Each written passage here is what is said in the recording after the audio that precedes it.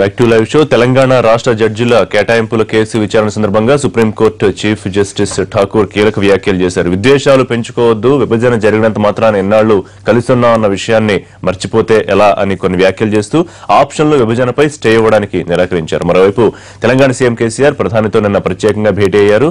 High court విభజనకు సంబంధించి సత్వరమే కేంద్రం నిర్ణయం తీసుకుని చొరవ చూపించి విభజన జరగాలని చెప్పారు. అలాగే మిషన్ భగీరథ ఇతర కార్యక్రమాలకి భారీ ఎత్తున నిధులు కూడా కావాలని కోరారు. మరోవైపు తెలంగాణ రాష్ట్రానికి వాటర్ గ్రిడ్ పథకం ప్రారంభోత్సవంలో రావాలని ఆహ్వానించారు. ఈ అంశాల మీద చర్చకు వెళ్దాం. లైవ్ షోలో ఇవాళ మనతో పార్టిసిపేట్ చేస్తున్నారు శ్రీధర్ రెడ్డి గారు, తెలంగాణ బీజేపీ అధికార ప్రతినిధి, పార్టీ ముఖ్య నేత, సాకే శైలజనాథ్ గారు, మాజీ మంత్రి, ఏపీసీసీ ఉపాధ్యక్షులు, మల్లె లింగారెడ్డి గారు, ఏపీ పౌర సరఫరాల శాఖ కార్పొరేషన్ చైర్మన్, టీడీపీ సీనియర్ నేత. ఢిల్లీలో మనకి లైవ్ లో అందుబాటులోకి వస్తున్నారు వేణుగోపాలాచారి గారు, ఢిల్లీలో తెలంగాణ ప్రభుత్వ ప్రత్యేక ప్రతినిధి, పార్టీ సీనియర్ నాయకులు. నమస్కారం వేణుగోపాలాచారి గారు.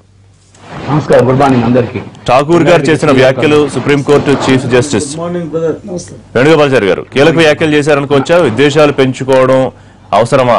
జడ్జిలు, న్యాయాధికారులు రోడ్ల మీదకి వచ్చే పరిస్థితికి అసలు కారణం ఏమిటి అని ఖచ్చితంగా తెలంగాణకు న్యాయం చేస్తాం మొదటి నుంచి చెప్తూ ఉన్నాం. అలాగే మరోవైపు మన్నించండి అని చెప్తూ కీలకమైన కామెంట్స్ చేశారు. స్వార్థ ప్రయోజనాల కోసం, వ్యక్తిగత ప్రయోజనాల కోసం నిరసనలు చేశారు. అసలు నియమ నిబంధనలు నిర్ధారించే సంస్థ ఒకటి ఉంటుంది కదా, అది కేంద్రమా, హైకోర్టా, లేకపోతే ప్రత్యేక కమిటీ ఏమన్నా వేశారా?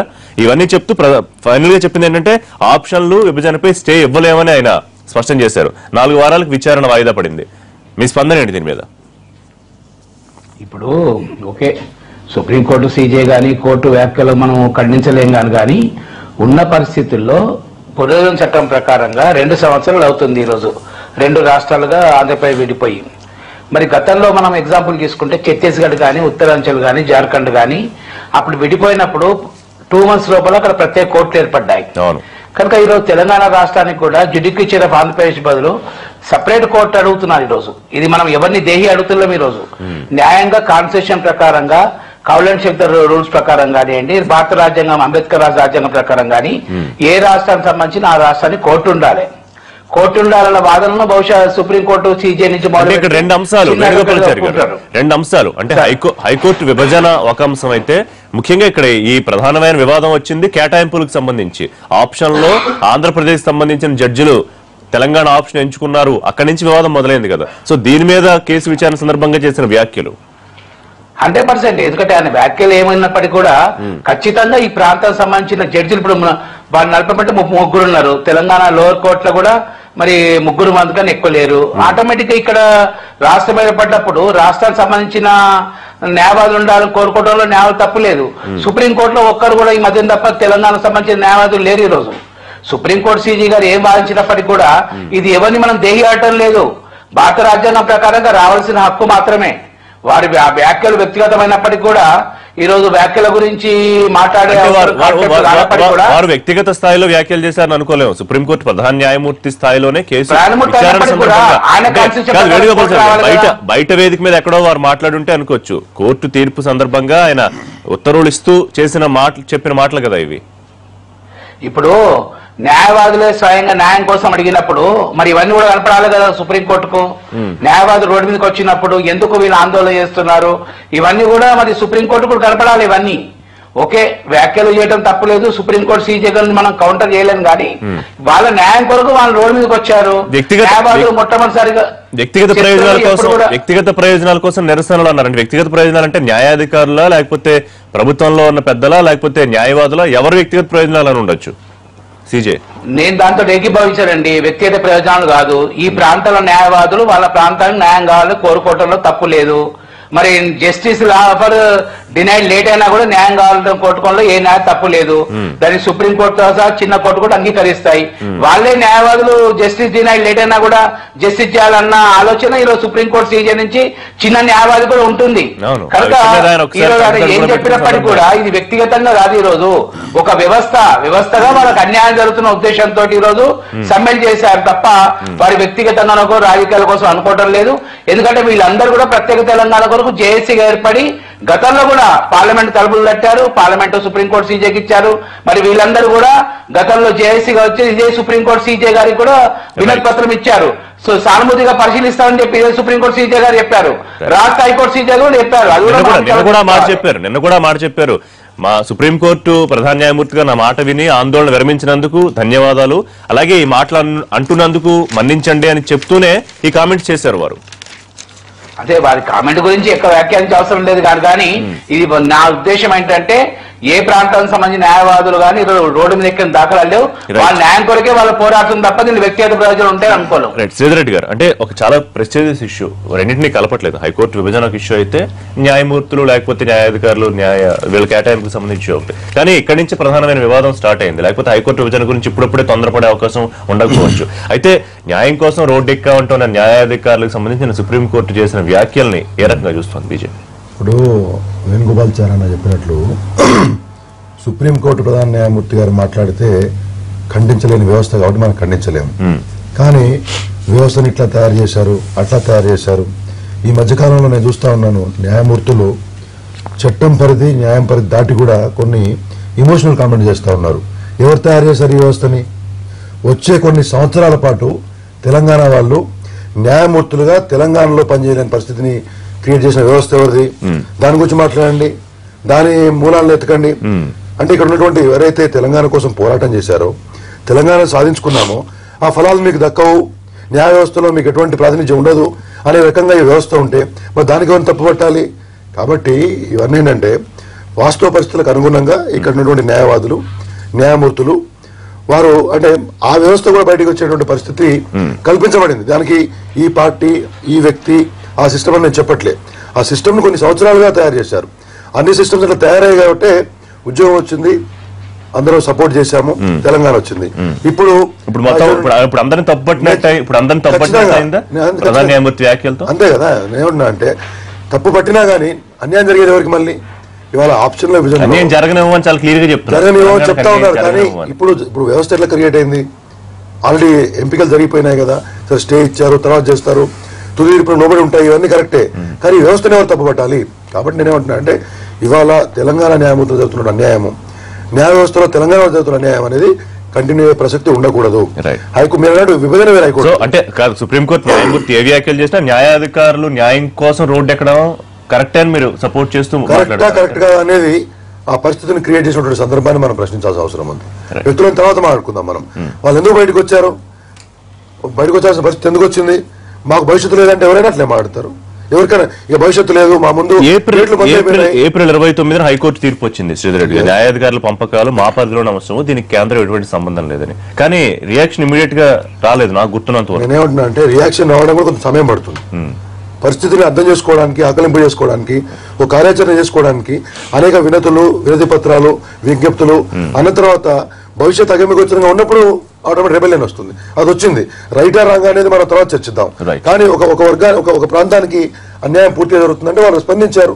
సరే వాళ్ళని ఏమంటే సుప్రీంకోర్టు కూడా ఈ విషయంలో పూర్తి స్థాయిలో ఆలోచించి ఈ ప్రాంతంలో ఉన్నటువంటి న్యాయాధీశులకు కావచ్చు, ఆ వ్యవస్థలో ఉన్న వాళ్ళకి న్యాయం జరిగే విధంగా ముందుకెళ్లాలని నా ఉద్దేశం. ఖచ్చితంగా న్యాయం చేస్తామని చెబుతూ జరిగిన వాతావరణం గురించి శైలజనాథ్ గారు కామెంట్ చేశారు, చీఫ్ జస్టిస్. సో మీ కామెంట్ ఏంటి? ఏంటంటే ఈ సరే ఏ కారణం రీతి అయినా సరే ఆంధ్రప్రదేశ్ రాష్ట్రం తెలంగాణ ఆంధ్రాలో ఎదుర్కోవాలని ఒక పోరాటం జరిగింది. సో మేము అలాంటి వాళ్ళని కలిసి ఉండాలని చెప్పినాం. తెలంగాణ కావాలి, తెలంగాణ సాధించుకున్నారు. అంటే మౌలికంగా తాము ఒక రాష్ట్రాన్ని సాధించుకున్నారు. అంటే అక్కడ తమ రాష్ట్రాన్ని తిరిగి వాళ్ళు పొందారు. ఇంకో మాట చెప్పాల్సి వస్తుంది, ఆంధ్ర నష్టపోయింది. ఎందుకంటే భద్రాచలం ఆంధ్రాలో ఉండేది ఫస్ట్లో, డివిజన్ కంటే ముందు, యూనిట్ కంటే ముందు ఉండేది. ఏమంటా అంటే నాకు అర్థం కాదు ఒక్కటే, గత 40-50 ఏళ్ళుగా ఇక్కడ జనాలు సెటిల్ అయి ఉన్నారు, లేదంటే ఇక్కడ వచ్చి ఉన్నారు, మా రాష్ట్రం మాది అనుకుని వచ్చి ఉన్నారు. పైగా ఇక్కడున్న జడ్జిలు కానీ, లాయర్లు జడ్జిలు కానీ, లేకపోతే పోలీస్ ఆఫీసర్లు కానీ, టీచర్లు కానీ, ఎవరైనా సరే స్టేట్ క్యాడర్ ఉన్న వాళ్ళు, వీళ్ళు ఈ రెండు రాష్ట్రాల యొక్క ఉమ్మడి ఉద్యోగస్తులు. రాష్ట్రం డివైడ్ అయినా జడ్జిల సంఖ్య ఏం పెరగదు, లేకపోతే పోలీసుల సంఖ్య పెరుగుతున్నాము, కానీ ఐపీఎస్ సంఖ్య ఇట్లా పెరగనప్పుడు ఉన్న జడ్జిల్నే పంచుకోవడం జరుగుతుంది కదా, అటు ఇటు ఉన్న జడ్జిల్ని. అట్లాగే ఆప్షన్లు ఇవ్వడం అన్నది అది చట్టం ఇచ్చిన ఒక హక్కు. ఎవరికైనా ఆప్షన్ ఇవ్వడం అన్నది, నేను దీనికి ఉదాహరణ దీనికి వెళ్తానని చట్టం ఇవ్వడం. అతనికి ఎందుకు ఇవ్వకూడదో కమిటీ డిసైడ్ చేయాలి. దాన్ని డిసైడ్ చేస్తే ఇందులో నేను ప్రధానంగా తప్పటి అంశం కాదు, కానీ ఎందుకు ఈ విధంగా ఈ యొక్క అనవసర టెంపర్మెంట్లు వస్తే నాకు అర్థం కావడం లేదు. అంతా చాలా తాత్కాలిక విషయాలు. ఆఖరికి ఒక న్యాయమూర్తితో ఒక డాక్టరు లేకపోతే ఒక ఇంజనీరు శాశ్వతంగా ఇక్కడే ఉన్నారు, వాళ్ళు రిటైర్ అవుతారు, కొత్త పోస్టులు వస్తాయి. కనుక ఒక జంక్షన్లో కొన్ని అటు ఇటు జరుగుతాయి, దాన్ని మనం సమయానం పాటించాల్సిన అవసరం ఒకటి ఉంది. రెండవది వచ్చేసి పొలిటికల్ గానీ నేను దీన్ని చూస్తా ఉన్నా, పొలిటికల్ గానీ. ఎందుకంటే ఇంత పెద్ద గొడవ జరుగుతూ ఉంది. సరే ఏప్రిల్లో సుప్రీం హైకోర్టు తీర్పిస్తే మొన్న ఎందుకు రియాక్షన్ వచ్చింది, ఇవన్నీ పక్కన పెట్టేస్తే, దాన్ని అంత గుడ్డు మీద ఎయికలు పరిస్థితి పక్కన పెట్టేస్తే, ఈ రెండు రాష్ట్రాల ముఖ్యమంత్రులు కూర్చొని మాట్లాడుకొని ఈ రెండు రాష్ట్రాల ఉమ్మడి సమస్యల్ని తీర్చుకోవాలి. దాంతో పాటుగా కేంద్రం పాపం నిజంగా కమిటీ వేసినట్లు గుర్తు, నాకు కేంద్రం కమిటీ వేసేస్తే ఆ కమిటీ వేసినట్లు గుర్తు, కమిటీ వేసి కొన్ని తీర్మానాలు చేస్తే హైకోర్టు మీకు సంబంధం లేదు న్యాయ వ్యవస్థకి అని చెప్పారు గుర్తు. సో నేనేమంటానంటే ఇరు రాష్ట్రాల ముఖ్యమంత్రులు అట్లాగే దీనికి సంబంధించిన న్యాయాధికారులు కూర్చొని సెటిల్ చేయాలి. ఏ రాష్ట్రానికి ఆ రాష్ట్రానికి వాళ్ళ హైకోర్టు ఉండాల్సిందే. ఇంకొక చిన్న విషయం, ప్రభుత్వాల చేతుల్లో లేదుగా, కోర్టుల చేతుల్లో ఏమంటాయంటే, కానీ అట్లా కాదులేండి, ఎట్లా పరిపాలన ఏదేమైనా మరి ఒకసారి కోర్టులు గొప్పవా, పరిపోయి అసెంబ్లీలు ఏది గొప్పదని పాయింట్ కాదు. ఇప్పుడు ఇవాళ ఇనిషియేషన్ తీసుకొని నేను కోరుకుంటాను. కానీ ఇంకోటి అయితే I'm requesting all people in Telangana and Andhra, కొంతమంది ఆంధ్రలో తెలంగాణ వాళ్ళు సెటిల్ అయి ఉంటారు, లెట్ వి లవ్ దెమ్. అట్లాగే ఆంధ్రలో కొద్దిమంది తెలంగాణ సెటిల్ అయ్యారు, నెక్స్ట్ వాళ్ళకి ఉద్యోగం ఇవ్వరు కదా, ఆల్రెడీ జరిగింది హియర్. ఉదాహరణకు ఒక జడ్జి గారికి 57 ఏళ్ళు అనుకోండి, ఈ 3 ఏళ్ళకి ఎక్కడ వెళ్తున్నాయి. సో నేనేమంటానంటే కొత్త నియామకాలు వచ్చినప్పుడు తెలంగాణ ప్రజల, ఎందుకంటే రాష్ట్రం డివైడ్ అయిపోయింది కాబట్టి. కానీ ఇష్యూ అంటే ఇప్పుడు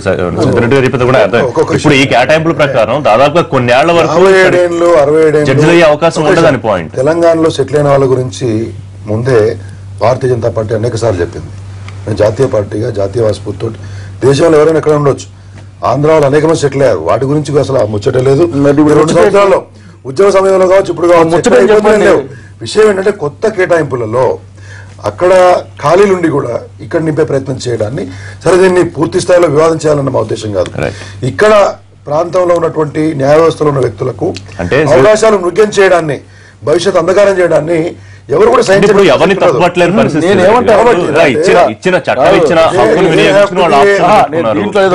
అమికబుల్ సొల్యూషన్ మనం కూడా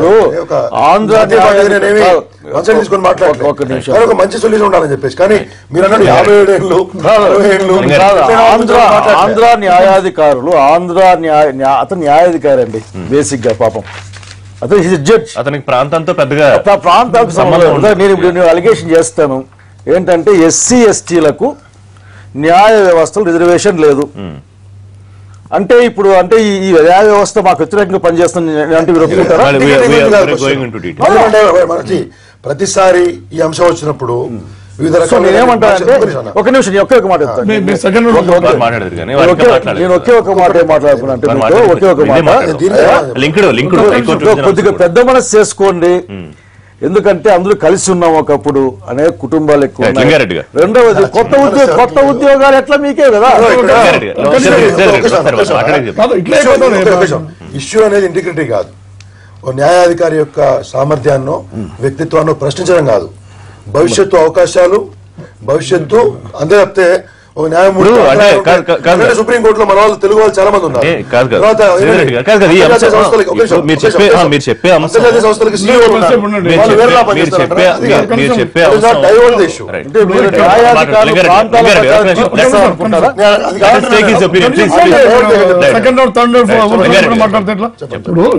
ఇక్కడ అర్థం చేసుకోవాల్సింది ఏంటంటే, ప్రజాస్వామ్యం ఉంది, రాజ్యాంగం ఉంది. రాజ్యాంగానికి లోబడే హైకోర్టు కానీ, సుప్రీంకోర్టు కానీ, న్యాయమూర్తుల నియామకాలు కానీ, లేదంటే ఎగ్జిక్యూటివ్ మంత్రివర్గం కానీ, చట్టసభలు కానీ ఏర్పడతాయి.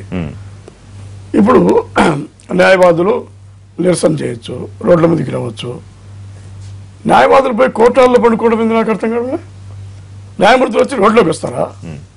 అంటే అన్యాయం జరిగితే ఎక్కడికి వస్తారు? కోర్టుకు వస్తారు. ఏ జడ్జి దగ్గరికి మరి ప్రజలు అన్యాయం జరుగుతుంది అన్నటువంటి విషయంలో వస్తున్నారు. అంటే జడ్జీలకు అన్యాయం జరిగితే ఎక్కడి పోవాలి మీరు? హైకోర్టు ఉంది, సుప్రీంకోర్టు ఉంది. అంటే మీరు ఆప్షన్ల విషయంలో కానీ, నియామకాల విషయంలో కానీ, ప్రమోషన్లు కానీ ఏదైనా కావచ్చు, జడ్జీలకు అన్యాయం జరిగినప్పుడు మీకు హైకోర్టు ఉంది, ఆ పైన సుప్రీంకోర్టు ఉంది. అక్కడికి పోకుండా మీరు రోడ్డు మీదకి వచ్చినారంటే న్యాయమూర్తులకే న్యాయ వ్యవస్థపై రాజ్యాంగంపై నమ్మకం లేదా? దీంట్లో లింగారెడ్డి గారు చట్టం వీటితో పాటుగా ఉన్న పరిస్థితిని కూడా ఒకసారి అవగాహనలో ఉంచుకుని దాన్ని బట్టి ముందుకెళ్లాల్సిన అవసరం ఉందా? ఎందుకంటే ఇప్పుడు శ్రీధర్ రెడ్డి గారు చెప్పినా ఎవరన్నా చెప్పినా ఇవాళ ఈ కేటాయింపుల ప్రకారం ముందుకెళ్తే దాదాపు కొన్ని సంవత్సరాల వరకు ఇక్కడ ఉన్న వాళ్ళకి చర్చలు అయ్యే అవకాశం చెప్పాలా? ఒక 1,00,000 ఉద్యోగ అసలుకి ఈ రాష్ట్ర విభజన అయిపోతేనే లక్షలాది ఉద్యోగాలు అన్ని వచ్చేస్తాయి మనకని చెప్పారు. ఈ లక్షలాది ఉద్యోగాలు ఎక్కడని ఉస్మానియా విద్యార్థులు గొడవ చేస్తారు ఆఖరికి. కనుక అదే నాది పని నేనేమంటున్నా అంటే ఇక్కడ జడ్జీల పోస్టులు అనేది జిల్లా పోస్ట్ కాదు, అది క్లర్కల్ పోస్ట్ కాదు, అది లేకపోతే జోనల్ పోస్ట్ కాదు, అది జడ్జీల పోస్ట్ అనేది ఉమ్మడి రాష్ట్రంలో ఎక్కడి నుంచి కూడా రావచ్చు. బ్రదర్ చెప్పినట్టు రిజర్వేషన్ లేవు. ఇది ప్యూర్లీ మెరిట్ పైన సెలెక్ట్ అయినటువంటి జడ్జీలు. అంటే 30 ఏళ్ళు మా హైదరాబాద్లో పనిచేస్తే, తెలంగాణ జిల్లాలో పనిచేస్తే నేను 30 ఏళ్ళు పనిచేస్తాను, నాకు ఆప్షన్ ఇమ్మని హక్కు లేదా? రైట్. వేణుగోపాలాచారి గారు. లింగారెడ్డి గారు, శైలనాథ్ గారు అర్థం చేసుకోవాలి. ఒకటి, ప్రత్యేక రాష్ట్రం ఏర్పడ్డది. ప్రత్యేక రాష్ట్రం ఏర్పడిన తర్వాత వీళ్ళ వ్యవస్థ కూడా 60 సంవత్సరాలకు ఉండే వ్యవస్థ. ఇప్పుడు మీరు తీసుకుంటే లోయర్ కోర్టులో తెలంగాణ రాష్ట్రంలో 40% మంది ఉండాలంటే 15% మాత్రం ఉన్నారు. హైకోర్టులో ఇది ఆంధ్రప్రదేశ్ నుంచి 18 మంది ఉంటే తెలంగాణ నుంచి 3 మాత్రం ఉన్నారు. అది భవిష్యత్తు నియామకాల్లో మీరు రాష్ట్ర ప్రమోషన్లు వస్తారు. రాష్ట్రాల్లో 2 సంవత్సరాలు కూడా మన కొత్త కాలంలో కూడా ఇటువంటి అన్యాయం జరిగిన ఉద్దేశంతో న్యాయవాది వరకు వచ్చింది. ఈ రోజు ఇప్పుడు లింగారెడ్డి చెప్పినట్టు హైకోర్టులో మాట్లాడాలి, సుప్రీంకోర్టులో మాట్లాడాలి. కోర్టు ప్రత్యేకమైతే ఇవన్నీ గొడవలు ఉంటాయి కదా. ఈ రోజు ఆంధ్ర ప్రభుత్వం రాష్ట్ర ప్రభుత్వం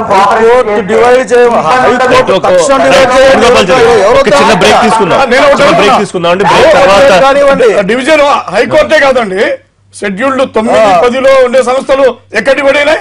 అంటే కేవలం హైకోర్టు గురించి ఎందుకు మాట్లాడుతున్నారు? హైకోర్టు గురించే మీరు మాట్లాడాల్సిన అవసరం లే. అన్ని డివైడ్ చేసి హైకోర్టు ఒకటి పెండింగ్ ఉంటే దాని గురించి మాట్లాడచ్చు. 9, 10 ఉంది, అవి కూడా తెలంగాణ సీఎం కేసీఆర్ ప్రధానితో ప్రత్యేక భేటీలో మొట్టమొదటిగా ఆయన ప్రస్తావించిన అంశం ఇదే, సత్వరం హైకోర్టు విభజన చేయండి. ఈ జరిగిన పరిస్థితులు అదే. నిన్న విచిత్రం ఏంటంటే ముఖ్యమంత్రి కేసీఆర్ గారు కరెక్ట్ గా ప్రధానితో భేటీ అయ్యారు. ఈ అంశం గురించి మాట్లాడుతున్న తర్వాత దాదాపు అదే సందర్భంలో ఈ తీర్పు కూడా వచ్చింది. ఈ సుప్రీంకోర్టు చీఫ్ జస్టిస్ జరిగిన పరిణామాలని ఒక రకంగా ఆక్షేపిస్తూ చేసిన వ్యాఖ్యలు వేణుగోపాలాచారి గారు దాదాపుగా 2 ఒకరోజే దాదాపు అటు ఇటు సమయంలో జరిగాయి. ఇప్పుడు కేంద్ర ప్రభుత్వానికి నోటిఫికేషన్ ఇచ్చే శక్తి ఉన్నది, హక్కు ఉన్నది. ప్రెసిడెంట్ గారికి క్యాబినెట్ డిసిషన్ చేసి ప్రెసిడెంట్ గారు నోటిఫికేషన్ ఇవ్వాలి. ప్రెసిడెంట్ లోపలే సుప్రీంకోర్టు సీజే ఉంటారు. ఇప్పుడు న్యాయ వ్యవస్థ అంటే ప్రజలకు అతీతం కాదు, ప్రజలకు అపవాది. ఈరోజు న్యాయ వ్యవస్థ కూడా జ్యుడిషియరీ ఉన్నప్పటికీ కూడా ఎగ్జిక్యూటివ్, లెజిస్లేటివ్, జ్యుడిషియరీ ఏ పరిధిలో మనం ఉండాలి తప్ప ఎవరి వాళ్ళు ఎంక్రోచ్ చేయాల్సిన అవసరం లేదు. ఈ మధ్యన కొంచెం ఎక్స్ట్రా కూడా ఎంక్రోచ్ అవుతున్నాం, దాన్ని కామెంట్ చేయడం లేదు. కానీ ఈ రోజు ఏ వ్యవస్థ పని చేస్తే ఇటువంటి ఇబ్బందులు ఉండే. ఈ రోజు జ్యుడిషియరీ, ఈ రోజు మరి జ్యుడిషియరీ వాళ్ళే కదా తీర్పిచ్చేది, వాళ్ళే అన్యాయం జరుగుతుందని చెప్తే వాళ్ళు ఎవరు చెప్పుకోవాలి? ఆటోమేటిక్ గా సీజే చెప్తేనే వాళ్ళు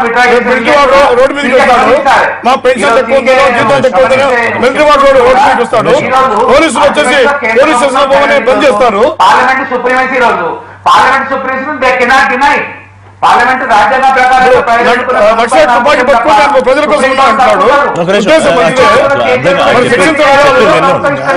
నక్సలైట్లను ఒకటేలా పోలీసులు ఎట్లా కాదండి. చిన్న బ్రేక్ తీసుకున్నాం. అంటే ప్రత్యేక